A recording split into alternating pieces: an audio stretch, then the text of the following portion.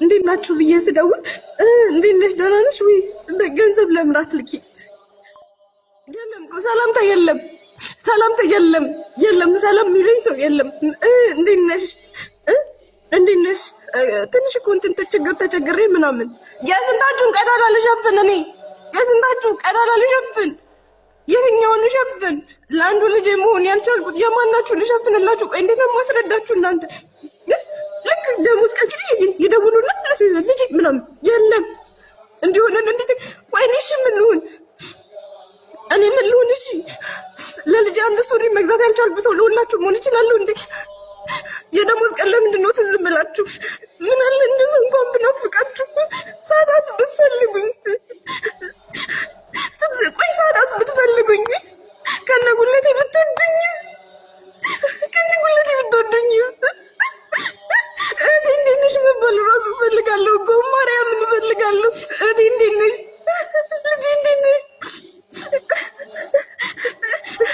ጓደኛዬ እንዴት ነሽ መባል እፈልጋለሁ እኮ ግን ማንም አይለኝም፣ ማንም አይለኝም፣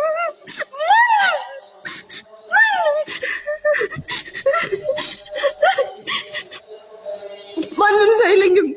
መድኃኒዓለም ማንም ሰው ልጄ እንዴት ነሽ የሚለኝ ሰው የለም። እህቴ እንዴት ነሽ? ጓደኛዬ እንዴት ነሽ የሚለኝ ሰው የለም። ማርያምን ግን ልጄን ጎዳሁት። ለልጄ ምን ሆንኩኝ? ለልጄ ምን አደረግኩኝ? ለልጄ ምን አደረግኩኝ? ምንም ያደረግኩት ነገር የለም። አንድ ጥብቆ አልገዛሁለትም እኔ። አንድ ሱሪ ለልጄ አልገዛሁለትም።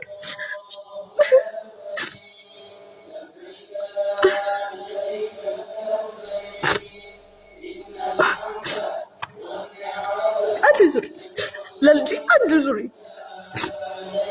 መብራን ለልጄ አንድ ሱሪ እንደዛ እስከ 6 ወር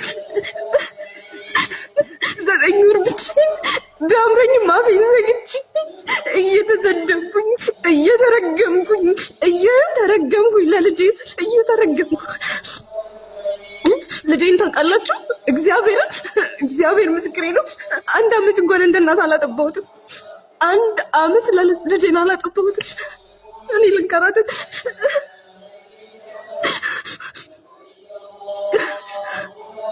1 አመት አላጠባሁትም ልጄን። እግዚአብሔር 6 ወር ነው ጥዬ የወጣሁት።